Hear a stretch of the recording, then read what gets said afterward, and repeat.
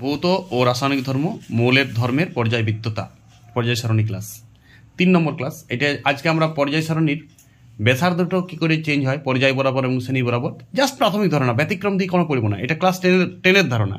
11-এ পর্যায় সারণীর ক্লাস এইটা থেকেই শুরু হবে। যদি 10-এর ধারণা আছে তখনই আমার পর্যায় সারণী ক্লাস আমি দিই না, যে 10 না 11 অমনি করে দিই না। আমি পুরোটাই তোমার পর্যায় সারণীর কনসেপশন দেবো। 10-12টা পর্যায় সারণীর ভিডিও আসবে। এটা আমার পর্যায় সারণীর 3 নম্বর ভিডিও। এর আগে আমি পর্যায় সারণীর 2টি সাদা বোর্ডে ক্লাস দিয়েছি, মাঝে মাঝে বোর্ডে ক্লাসও দেবো। এই ক্লাস ছোটোখাটো ক্লাস জন্য বোর্ড লাগে না, সময় নষ্ট হয় বোর্ডে অনেক, তাই আমি এটা সাদা খাতায় ক্লাস দিচ্ছি। ঠিক আছে, একদম মন থেকে প্রাকৃতিক ক্লাস, জৈব সার দিয়ে। শোনো, লাল কালি একটা আছে কি কারোর কাছে? সুবিধা হইতো। দেখো, পর্যায় সারণীতে আমরা জানি 7টা পর্যায় আছে। 1, 2, 3, 4, 5, 6, 7। 7টা পর্যায় এরকম করে আছে। আর শ্রেণী আছে 18টা, সবাই জানেন। এলাকা আমরা পর্যায় বলবো, পুরো লম্বা লম্বা লাইন চলবে। আর শ্রেণী আছে 1, 2, 3, 4, 5, 6, 7, 8, 9, 10, 11, 12, 13, 14, 15, 16, 17, 18। তবে 18 নম্বর শ্রেণীটা রেড। দেখো, তোমরাকে আমার সাথে যারা ছোটদের কেমিস্ট্রিতে যুক্ত আছো, ছোটদের কেমিস্ট্রি বলে একটা সিরিজ চলছে আমার, যার প্রায় 10টা ভিডিও অলরেডি আমি ইউটিউবে দিয়ে দিয়েছি। ধারাবাহিক যদি ক্লাস দেখছো 6 থেকে, তাহলে পর্যায় সারণী ওর কিছু হবে না। পর্যায় সারণীটা টানি ছেড়ে দেবে। কি টানি ছেড়ে দেবে আর বলছি না। দেখো, নিষ্ক্রিয় মূল্যের চেনটা তুমি পর্যায় সারণীর 18 নম্বর শ্রেণীতে আগে দিয়ে দাও।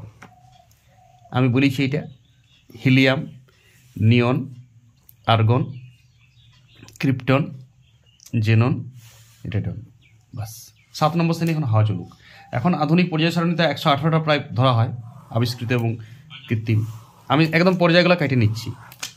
তোমরা সবাই এটা খালি হাতে পর্যায় সারণী প্র্যাকটিস করবে। নাম না জানলেও নাম্বার দিয়ে দিবে, তাও চলবে কাজ। আমি প্রথম 20টা বলে নাম দেবো, বাকিগুলো নাম্বার দেবো। দেখো, এইখানে আমরা জানি হাইড্রোজেন H, তারপরে হিলিয়াম। নিষ্ক্রিয় মৌল পুড়ে গেলে ওই পর্যায়ের মৌল বসবে না। তাহলে মানে এই পর্যায়ে কটা মৌল আছে? এই পর্যায়ে মৌল আছে 2টি। এটাকে বলা হয় অতিহর্ষ পর্যায়। Note down. পর্যায় সারণীতে আমি বলেছি এইসব জিনিস। অতিহর্ষ পর্যায় কোনটা? পর্যায় সারণীর আমি কাঠামোটা দিয়েছি 1 নম্বর আর 2 নম্বর ভিডিওতে। বাহাদুর মাঝি পর্যায় সারণী 1, বাহাদুর মাঝি পর্যায় সারণী 2 সার্চ করবে, দুটাতেই পর্যায় সারণীর কনসেপশন আমি দিয়ে দিয়েছি। আজকে আমি পর্যায় সারণীর ব্যাসার্ধ, দেখো এখানে কোন কোন মৌল আছে তাও দেখি। হিলিয়ামের শেষ হইল, হিলিয়ামের পর কি বলে লিথিয়াম, বেরিলিয়াম পর্যন্ত এইখানে করবে 2টা। তারপরে তুমি হাওয়া চলবে এই 3 নম্বর পর্যায় তক্ক একদম 12 পর্যন্ত হাওয়া চলবে। ঠিক আছে, হাওয়া এইখানে হাওয়া চলছে, লিখে দাও তুমি হাওয়া, মনে থাকে হাওয়া চলছে এগুলোতে। আর প্রথম পর্যায়ে তো অনেক হাওয়া, 2 থেকে 17 তক্ক হাওয়া। প্রথম পর্যায়ে 2 নম্বরেও নাই, 2 থেকে 17 পর্যন্ত হাওয়া। আর দ্বিতীয় পর্যায়ে আর তৃতীয় পর্যায়ে 3 থেকে 12 পর্যন্ত হাওয়া চলছে, মানে কোনো মৌল দেওয়া নাই। 13তে দেওয়া আছে। বেরিলিয়ামের পর কি হয় বলো? Boron, carbon, nitrogen, oxygen, fluorine, neon. দেখো সেটিংটা কেমন। আপনি সেটিং নিষ্ক্রিয় মৌলের তো আগে লাল কালি দিয়ে দাও। যেমন লাল কালি দিয়ে দিলে ওই পর্যায়ের মৌল বসবে নাই। নিয়ন পড়ে গেছে না, ওই পর্যায়ের মৌল বসবে না। এটা তো নিষ্ক্রিয় মৌলের চেন করার ফ্যাসিলিটি। তুমি তো নিষ্ক্রিয় মৌলের নাম্বারগুলো আমি মুখস্থ করে নিচ্ছি ক্লাস 5-এ। 2, 10, 18, 36, 54, 86। এইখান থেকে তুমি কোন পর্যায়ে কটা মৌল আছে চালাক স্টুডেন্ট হলে বলে দিবে। পর্যায় সারণী না জানলেও চলবে। দেখো, প্রথম পর্যায়ে মৌল আছে 2টা, এই তো শেষ মৌল, তার মানে এই 2টাই আছে। এখানে 10 শেষ বটে, তার মানে প্রথম পর্যায়ে 2টা, 10 থেকে 2 বিয়োগ করে দাও 8টা। এখানে 18 থেকে 10 বিয়োগ করে দাও 8টা। চালাক ছিলালে তো এখান থেকে বলে যাও 36 থেকে 18, তার মানে 4 নম্বর পর্যায়ে আছে 18টা। 54 থেকে 36, 5ও 18টা। আরে 4 আর 5 পর্যায়ের ডিজাইন একই। মনে রাখো, 2 নম্বর পর্যায়ে আর 3 নম্বর পর্যায়ের ডিজাইন একদম সেম। ডিজাইন বলছি মানে কিভাবে মৌল বসার ডিজাইন। আর 4 আর 5-এর ডিজাইনটা সেম, 6টা একটু আলাদা আছে। 6-এ 32টা মৌল আছে। কিভাবে সেটিং হয়েছে আমি প্রথম ক্লাসে এবং দ্বিতীয় ক্লাসে বলেছি। ক্লাসটা দেখো। পর্যায় সারণী 1 বাহাদুর মাঝি, পর্যায় সারণী 2। পর্যায় সারণীর সেটিং একদম সাদা বোর্ডে করেছি। তুমিও সাদা খাতায় করতে পারবে, কোনো বই সামনে রাখবে না, কোনো বই লাগবে না। যেদিন তুমি বই না দেখে পর্যায় সারণী করতে পারছো, সেদিন পর্যায় সারণী শেখা হয়ে গেছে তোমার। এর আগের ভিডিওতে আমি দেওয়া আছে, পুরনো ভিডিও। পর্যায় সারণী বাহাদুর মাঝি সার্চ করবে, নামটা দিতে হবে, এখন জনপ্রিয় হয় না চ্যানেলটা তো। আর পর্যায় সারণী আরেকটাও দিবে, বাহাদুর মাঝি সার্চ করবে, সাথে চলে আসবে ভিডিও। এমন নয় যে দেখে দেখে বোর্ডটা পড়াচ্ছি। দেখে বাকি ইন্ডিয়ার ফিজিক্সওয়ালা বাদ দিয়ে 100% ক্লাসে পর্যায় সারণীটা দেখে দেখে পড়ানো হয়। এইটাই সাদা বোর্ডে ক্লাস আছে আমারটাই, শুধু সাদা বোর্ডে। আমি প্রথম থেকে, তুমি যেমন সাদা খাতা দিয়ে পড়বে, আমারও সাদা বোর্ড দিয়ে আমি পড়াই। তোমার পড়ার অভ্যাসটাতে আমি পড়াই, তুমি যেভাবে খাতায় পড়িছো বাড়িতে। ফলে উপকার অনেক বেশি পাবে, অনেক সহজ সরলভাবে পড়ানো হয় আমার ক্লাস। আজকে আমরা পরমাণুর ব্যাসার্ধ কী করে বাড়ে কমে সেটা দেখব। এইটা বোঝার জন্য তোমাকে ছোটদের রসায়ন আমার 6 নম্বর ক্লাসটা দেখতে হবে। বা 5 নম্বর ক্লাসটা যারা দেখে এসছো তারা পর্যায় সারণী ভালো বুঝতে পারবে। ছোটদের রসায়ন ক্লাস খুব ইম্পর্টেন্ট, ওইটাও গ্রামার, ওইটা একটা কেমিস্ট্রির গ্রামার বই করছি আমি ওই সিরিজটা। সব স্টুডেন্টদের বলছি ছোটদের রসায়ন ক্লাস দেখতে হবে, ওইটা 5-6 ক্লাস না, ওটা 11 দাদা দিদিরাও জানে না। আমি দেখেছি 90% 11 স্টুডেন্ট জানে না, 12 স্টুডেন্ট। আরে 11-12 ছেলেরা কেমিস্ট্রি পড়লো কোথায়? ওদের তো মার্চের 3 তারিখে পরীক্ষা, 28 ফেব্রুয়ারি ওদের সিলেবাস শেষ করে স্যার জানে আমাকে কোয়েশ্চেন ব্যাংক যাতে না করাইতে হয়, টেস্ট পেপার যাতে না করাইতে হয়, সেইখানে সিলেবাসটি হিসাব নিকাশ করে শেষ করে। অদ্ভুত ধরনের লুটন চলছে পশ্চিমবঙ্গে। আরে কেমিস্ট্রি টিচার ভালো হলে তোমাকে 3 মাসের সিলেবাস শেষ করায়, 7 মাস প্র্যাকটিস করাবে টেস্ট পেপার। আর বেশি টিচার নিয়ে বাধ্য ছাড়ো। তাহলে এখানে 1, 2, 3 আমি পারমাণবিক ব্যাসার্ধ কি করে বাড়ে শুনো। দেখো তারপরের মৌলটা কি আছে বলো? নিয়ন, সোডিয়াম, ম্যাগনেসিয়াম, হাওয়া চলছে। তারপরে এখানে aluminium, silicon, phosphorus, sulphur, chlorine. আমি শ্রেণী বরাবর পর্যায়ে মুখস্থ করাবো তোমাকে। ওই জন্য প্রথম 20টা মৌল জানলেই যথেষ্ট, 30টা মৌল মুখস্থ করে দিলেই যথেষ্ট, আর দরকার নাই পরপর। তারপরে আমি শ্রেণী বরাবর পর্যায়ে মুখস্থ হবে। যেমন আমি একটা শ্রেণী বলছি, যেমন এই শ্রেণীটা 17 নম্বর শ্রেণীকে বলা হয় হ্যালোজেন শ্রেণী। এই শ্রেণীটার কোড হচ্ছে fluorine, chlorine, bromine. Fluorine, chlorine, এরপর ব্রোমিন আসবে, ব্রোমিন, আয়োডিন, অ্যাস্টাটিন। নাম্বার বলবো? আরে নাম্বার তুমি নিজেই পারবে, বলো।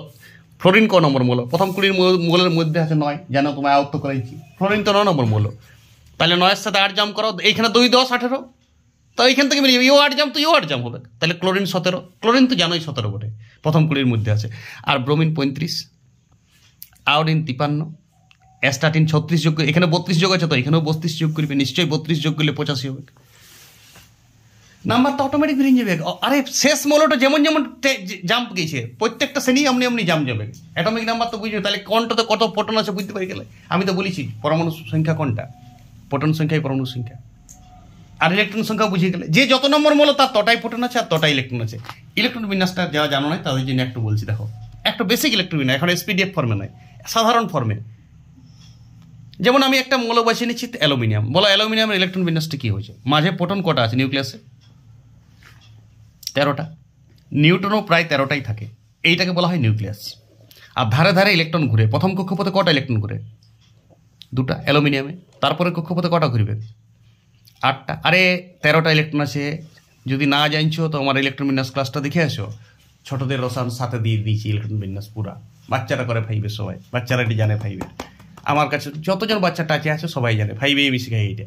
আরে ক্লাস 5-এ তো এটা সিলেবাস, 6-এ তো সিলেবাস, 6-এ তো সিলেবাসটা আছেই বইয়ে, 5-এ করাই আমি, একটা ক্লাস আগে শিখেন দিই আমি।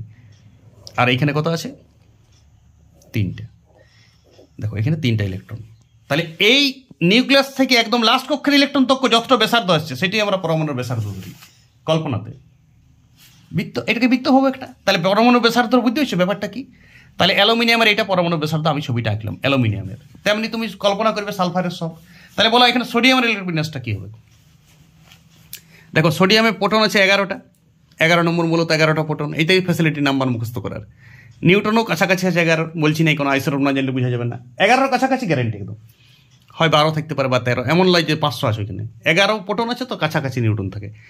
এইটাকে বলা হয় নিউক্লিয়াস। এটা মাঝে থাকে একসঙ্গে সব, একদম জড়ম পড়ার মিঠাই হয়ে থাকে। এইটা ধারে ধারে ইলেকট্রনগুলো গ্রহের মতন ঘুরছে, জানেন সবাই। প্রথম কক্ষপথে 2টা ইলেকট্রন, আর তারপরে কক্ষপথে আছে আর 8টা, আর তারপরে একটা। দেখো এইগুলো সবলারই 3টা কক্ষপথ। 3 নম্বর পর্যায়ের একটা আরেকটা বিউটি পাইলে তুমি, সবারই 3টা কক্ষপথ হবে। তো ওই জন্যই 3 নম্বর পর্যায়ে আছে। ওই যে নিষ্ক্রিয় মৌল যতক্ষণ না শেষ হয়, আর নিষ্ক্রিয় মৌল শেষ হয়ে গেলে তো আরেকটা পর্যায়ে চলে যাবে, আর আরেকটা পর্যায়ে যাওয়া মানে আরেকটা কক্ষপথ যাওয়া। পর্যায় সারণীর বিউটি বুঝছো, সবার সঙ্গে সবাই রিলেশন, একদম তোমার ছকে পড়াশোনা হবে। পর্যায় সারণী অনুযায়ী ইলেকট্রন বিন্যাসটা হয়। তাহলে বলো পরমাণু ব্যাসার্ধ জিনিসটা কি? এবার শোনো, আমি তোমাকে বলেছিলাম প্রোটনের ভর মুখস্থ করতে ছোটদের কেমিস্ট্রিতে। প্রোটনের ভর জানো কত? 1.6725 × 10⁻⁻24 গ্রাম। একটা নিউট্রনের ভর জানো? 1.67 × 50, 25 আর 50 তফাৎ, বাকি সব একই, 24 গ্রাম মুখস্থ করতে হবে। ইলেকট্রনের ভর 9.11 × 10⁻28 গ্রাম। ইলেকট্রন অনেক হালকা। নিউক্লিয়াস তো একসাথে থাকে সবাই। বলে নিউক্লিয়াসটা যদি একটা হাতি হয়, একটা হাতি লয়, 20টা যদি হাতি হয় নিউক্লিয়াসটা, 20টা হাতি একসাথে থাকলে যেটা হবে। আর একটা পিঁপড়ি হচ্ছে একটা ইলেকট্রন। ভরটা তফাৎ বুঝছো? কল্পনাটা এরকম করো, একটাকে নিউক্লিয়াস মাঝে থাকে। নিউক্লিয়াসটা যদি 10টা হাতি হয় একসাথে, এক একটা ইলেকট্রন কি বটে? ছবির সাইজটা দেখাই আমরা একই, কিন্তু ভরের বিরাট তফাৎ আছে। তাহলে বলো এইখানে 11টা হাতি আছে, আরে নিউটনটা বাদেই দাও, এখন প্রোটনটাই ভাবো। 11টা হাতি আছে আর একটা পিঁপড়ে আছে লাস্টে, পিঁপড়াগুলো বিভিন্ন জায়গায় ঘুরছে, হাতির চারিধারে ঘুরছে। বলো এখানে কটা অ্যালুমিনিয়ামে কটা আছে? 13টা হাতি একসাথে। আর পিঁপড়ে একটা, বলো একটা পিঁপড়া বাড়লো আর একটা হাতি বাড়লো। তুমি ওজন দাড়িতে কল্পনা করবে, একটা ওজন দাড়িতে তুমি একদিকে হাতি বাড়াইছো, একদিকে পিঁপড়া বাড়াইছো, বলো কোনটা বেশি ভারী হয়ে গেছে? হাতিটা। তো বলে স্যার পিঁপড়াও তো একটু বাড়াইলাম, কিন্তু ডিফারেন্স বুঝো, হাতি একটা বাড়াইন দিয়া মানে বিরাট বাড়াইন দিয়া। তাহলে বলো নিউক্লিয়াসটা বারবার ভারী হয়েছে না এদিকে গেলে এদিকে থেকে? তাহলে বলো এবার ইলেকট্রনগুলোকে কে টাইনছে? ইলেকট্রনগুলো কার সাপেক্ষে টাইনছে? নিউক্লিয়াসের সাপেক্ষে। তো নিউক্লিয়াস তো অনেক ভারী। 13 নম্বরের নিউক্লিয়াস আর 11 নম্বরের নিউক্লিয়াস, সোডিয়ামের নিউক্লিয়াস আর অ্যালুমিনিয়ামের নিউক্লিয়াস, দুটা প্রোটন বাড়তি আছে কার? অ্যালুমিনিয়ামে। তার মানে নিউক্লিয়াসটা অনেক ভারী। তাহলে ও ইলেকট্রনগুলোকে খাপ করে টাইনি, কক্ষপথ তো বাড়ে নাই, সবারই তো 3টা কক্ষপথ, কিন্তু 3 নম্বর কক্ষপথটাকে টাইনি লিছে আস্তে আস্তে। কে? কারণ হাতি বেড়ে গেছে। একটা করে পিঁপড়ি বেড়েছে, ওটা কোন নগণ্য, ওটা বাদ দাও তুমি, ওটা তো আরো লোড হয়েছে, বরং নিচের দিকে ঢুকতেই খুঁজছে।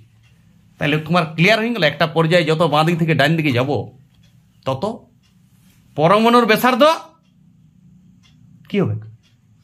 কমতে থাকবে। এবার তোমাকে পরীক্ষায় কোশ্চেন মারি দিল, ধরো তোমাকে দিন দিল বোরন একই পর্যায়ে, নাইট্রোজেন, অক্সিজেন, কার্বন, পরমাণুর ব্যাসার্ধ অনুসারে সাজাও। এই প্রশ্নটি তোমাকে দিয়ে দিবে মাধ্যমিক পরীক্ষায়। তুমি কি করবে? তুমি অ্যাটমিক নাম্বারগুলো ঝট করে মনে রাখতে হবে, পর্যায় সারণী না ভাবলেও চলবে। বোরন কত নম্বর? 5 নম্বর, নাইট্রোজেন 7, অক্সিজেন 8, কার্বন 6। তাহলে সব থেকে ব্যাসার্ধ ছোট কার হবে? যত এদিকে যাবে। হাতি বেড়ে গেছে, হাতি বেড়লে টাইনি লিছে ইলেকট্রনগুলোকে, আর ইলেকট্রনগুলো পিঁপড়াগুলো ঘুরছে, ওইটাই তো ব্যাসার্ধ, আগে বুঝো। আরে নিউক্লিয়াস থেকে লাস্ট ইলেকট্রনটা দূরত্বটি পরমাণুর ব্যাসার্ধ, 3টা কক্ষপথে ব্যাসার্ধ। তাহলে যত তুমি পর্যায় সারণীতে বাঁ দিক থেকে ডাইন দিকে যাবে তত পরমাণুর ব্যাসার্ধ কমতে থাকে। তোমাকে আমি শুধু কমতে থাকে সূত্র দিই নাই, কেন কমতে থাকে বুঝিয়ে দিয়েছি একদম। আর নারী নক্ষত্র ভিতর ওর গোটা কারণটা বলে দিয়েছি। তোমাকে যদি কোশ্চেন পুট করে কেন বাড়তে থাকে, তখন ঘরোয়া ভাষায় উত্তর লিখবে, নোট না স্যার, 7 দিয়ে শুরু করবে যে পর্যায় সারণীতে আমি যদি বাঁ দিক থেকে ডাইন দিকে যাই তাহলে প্রোটন বাড়িতে থাকে, নিউট্রন বাড়িতে থাকে, দুটাই বলবি বাড়িতে থাকে, ফলে নিউক্লিয়াসের ভরটা বাড়িতে থাকে। আমরা জানি নিউক্লিয়াসের ভর একটা ইলেকট্রনের ভরের থেকে অনেক অনেক অনেক অনেক, শেষেই করো না, অনেক ডট ডট দিয়ে দিবে, এত অনেক বেশি। ফলে যদি প্রোটন বাড়ে তাহলে ওর লাস্ট কক্ষের ইলেকট্রন কক্ষপথটাকে টানে নিজের কেন্দ্রের দিকে, আস্তে আস্তে ছোট হয়ে থাকে। তাহলে পর্যায় বরাবর যত বাঁ দিক থেকে ডান দিকে যাব তত পরমাণুর ব্যাসার্ধ বাড়তে থাকে। যে কোনো পর্যায়ে তোমাকে মৌল দিতে পারে। মাধ্যমিকে জেনারেলি 3 নম্বর পর্যায়ে তো কি কোয়েশ্চেন করবে। তো পর্যায় সারণী তুমি যদি নাম্বার জেনে গেছো মৌলগুলার, তাহলে পর্যায় সারণী তো সেটিং করতে শিখে গেছো, তাইলেই তুমি বলে দিবে যে বাঁ দিক থেকে কোন মৌলটা ঊর্ধ্বক্রমে বা অধক্রমে, যেমন বলিছে ঊর্ধ্বক্রমে বলতে পারে, অধক্রমে বলতে পারে, less than greater than use করবে। যেমন এই কোয়েশ্চেনটা যদি বলতো তোমাকে, আমি একটা অন্য মৌল লিখছি, তোমাকে বলতো ফসফরাস, সালফার, সোডিয়াম আর ক্লোরিন পরমাণুর ব্যাসার্ধ অনুসারে সাজাও। কি করে সাজাবে? পরমাণুর ব্যাসার্ধর ঊর্ধ্বক্রমে সাজাও, মানে ছোট থেকে বড়। তাহলে সব থেকে ছোট কে আছে বাবা? সব থেকে যে ছোট মৌল, দূরের মৌল তার ছোট হবে, কেষ্ট বুঝছো? তাহলে এখানে ক্লোরিন 17 আছে, ক্লোরিনের থেকে ব্যাসার্ধ বড় কার? সালফারের 16 নম্বর। সালফারের থেকে ব্যাসার্ধ বড় ফসফরাসের, ফসফরাস থেকে সোডিয়াম, সবার থেকে ছোট ব্যাসার্ধ। এই সবার থেকে বড় ব্যাসার্ধ কার হবে? সোডিয়াম, কারণ সোডিয়ামের আছে 11টা প্রোটন, ও অত টাইম তেলে দিচ্ছে। কিন্তু ফসফরাসের 15টা প্রোটন, 15 নম্বর মৌল, তাহলে বেশি টেনে নিয়েছে। সালফারের 16টা প্রোটন, আরও টেনে নিয়েছে। আর কক্ষপথ বাড়ে না এখন, কক্ষপথ তো সবারই 3টা, বোঝার চেষ্টা করো। 3 নম্বর পর্যায়ে সবারই কক্ষপথ 3, এটি তো বিউটিটা। এল কক্ষ শেষ হয়ে গেছে, KML, ওই জন্যই তো 3 নম্বর পর্যায়ে দেখে। 4 নম্বর পর্যায়ে 4টা কক্ষপথ, এটাই বিউটি পড়াশোনার। 4 নম্বর তো যাবে না মাধ্যমিক কোয়েশ্চেন, 4 নম্বরে SPDF দিয়ে বুঝতে হবে, অন্য ব্যাপার আছে, সেটাও আমার পরবর্তী পর্যায় সারণী সিরিজ চলবে। তো এটা পর্যায় সারণী সিরিজ, ছোটদের কেমিস্ট্রি অন্য সিরিজ, এটা পর্যায় সারণীর আমি A to Z পড়াবো এখানে। এটাও একটা কেমিস্ট্রি শিক্ষা, এখান থেকে কেমিস্ট্রি সব শিখে যাবে যদি তোমার ভগবান তোমার নেশা দেয় পড়ার। এবারে চলো শ্রেণী বরাবর, উপর থেকে নিচে কি হয়। আমি উপর থেকে নিচের জন্য এই পর্যায়টা উল্টাচ্ছি, একটা যে কোনো শ্রেণীকে বেছে নিচ্ছি। বলো কোন শ্রেণীটা নেবো? যে শ্রেণী বলবে, সব শ্রেণী আমার মুখস্থ আছে। চলো এখন fluorine, chlorine, bromine, iodine, astatine হোক 17 নম্বর শ্রেণী। এটাকে বলে হ্যালোজেন শ্রেণী, সবাই জানো। প্রথম মৌলটা হচ্ছে আর ফ্লোরিন। প্রথমে মৌল নাই, 1 নম্বরের মৌল নাই, হাওয়া চলছে, বুঝতেছো? হাইড্রোজেন আর হিলিয়াম প্রথমে নাই। 2 নম্বরে কে আছে বাবু? Fluorine, chlorine, bromine, iodine. Astatine লিও না, অ্যাস্টাটিন তেজস্ক্রিয় মৌল, ওর নিয়ম নীতি মানিবে নেই। আবার বলছি 7 নম্বর পর্যায় নিয়ে কোনো আলোচনা আমি করি না, তেজস্ক্রিয় মৌল নিয়ে আলোচনা করবো না, তেজস্ক্রিয় শ্রেণী বটে এটা। যা আলোচনা হচ্ছে শ্রেণী 6 নম্বর তক্ক। তাহলে বলো 6 নম্বর পর্যন্ত তো কক্ষপথই বেরিয়ে গেছে, এটা তো বলার একদম সোজা। ফ্লোরিনে কটা কক্ষপথ আছে? 2টা। ক্লোরিনে কটা কক্ষপথ আছে? 3টে। ব্রোমিনে কটা কক্ষপথ আছে? 4টে। তাহলে কক্ষপথ যদি বাড়িয়ে যায় তাহলে তো ব্যাসার্ধ বাড়বে কি? ওটা দেখার দরকার নেই। তাহলে শ্রেণী বরাবর যত উপর থেকে নিচের দিকে যাব তত ব্যাসার্ধ বাড়িতে থাকে, ওটা তো একদম সোজা। কিন্তু পর্যায় বরাবর যদি বাঁ দিক থেকে ডান দিকে যায়, পরমাণুর ব্যাসার্ধ এই ছবিটা মনে রাখবে, পরমাণুর ব্যাসার্ধের এই ছবিটা, এই হচ্ছে পরমাণুর ব্যাসার্ধের ছবি, আর বলিবার দরকার নেই। দেখো যত এদিকে যাইছো তত কি কমছে। কেন কমছে? কারণ বুঝিছ? কারণ নিউক্লিয়াসে প্রোটন সংখ্যা নিউট্রন সংখ্যা বাড়িয়ে গেছে। নিউটনও বাড়বে শিওর একদম, মানে প্রোটনের কাছাকাছি থাকে তো নিউটন তো বাড়িতেই হবে। হ্যাঁ, এর ব্যতিক্রম আছে কি স্যার? হ্যাঁ, ব্যতিক্রম আছে, কিন্তু এই ক্লাসে আলোচনা হবে না, মাধ্যমিক আলোচনা হবে না। এটা আমি মাধ্যমিক স্ট্যান্ডার্ডে পড়াচ্ছি। পুরা 11-12 পুরো ব্যতিক্রম পাবে। পরমাণুর ব্যাসার্ধ বিভিন্ন ইফেক্ট আছে, শিল্ডিং ইফেক্ট আছে, কোঅর্ডিনেশন বন্ডের এফেক্ট আছে, বিভিন্ন ইফেক্ট আছে, ব্যতিক্রম আছে। ওইখান থেকে প্রশ্ন মারে 11 বা নিট পরীক্ষায়, যেই পরীক্ষায়, তখন ওইলা প্রশ্ন মারবে। ব্যতিক্রম থেকেই তো প্রশ্ন হবে কম্পিটিশন পরীক্ষায়। কিন্তু বেসিকটা যদি না জানো যে বাড়ে, এইবারে পরমাণুর ব্যাসার্ধ থেকে বাকি সব ধর্মগুলো বিচার করা যাবে। পর্যায় সারণীর বিভিন্ন ধর্ম, আমি মোট 6টা ধর্ম পড়াবো তোমাকে। পরমাণুর ব্যাসার্ধ, জারণ ধর্ম, জারণ বিজারণ একটাই, জারণ ধর্ম, বিজারণ ধর্ম, তড়িৎ ঋণাত্মকতা, তড়িৎ ধনাত্মকতা, ধাতব ধর্ম, অধাতব ধর্ম, আয়োনাইজেশন এনার্জি, এতদূর পর্যন্ত মাধ্যমিকে আছে। আয়োনাইজেশন এনার্জিও মাধ্যমিকে আছে, তড়িৎ ঋণাত্মকতাও আছে, তড়িৎ ঋণাত্মকতা সব পড়াবো আমি তোমাকে। এক একটি ক্লাসে এক একটা আসবে, পুরো পুরো পুরো 100% পিওর কনসেপশন। এমন নয় যে এখানে লেখা চলে এসছে, আমি লেখাই আছে আমার আগের থেকে। দেখবে ইউটিউবের তুমি ক্লাস দেখবে, ইউটিউবের ক্লাস দেখবে 190% ক্লাস, 99% এরকম লেখা লিখে নিয়েছে স্যাররা, একটু রিডিং মারি দিই। আমার সাদা বোর্ডে হলেও আমি সাদা বোর্ডে যাই, আর এটাও সাদা খাতা, আমার সামনে কিচ্ছু নাই, শুধু আমি, ক্যামেরা আর কলম।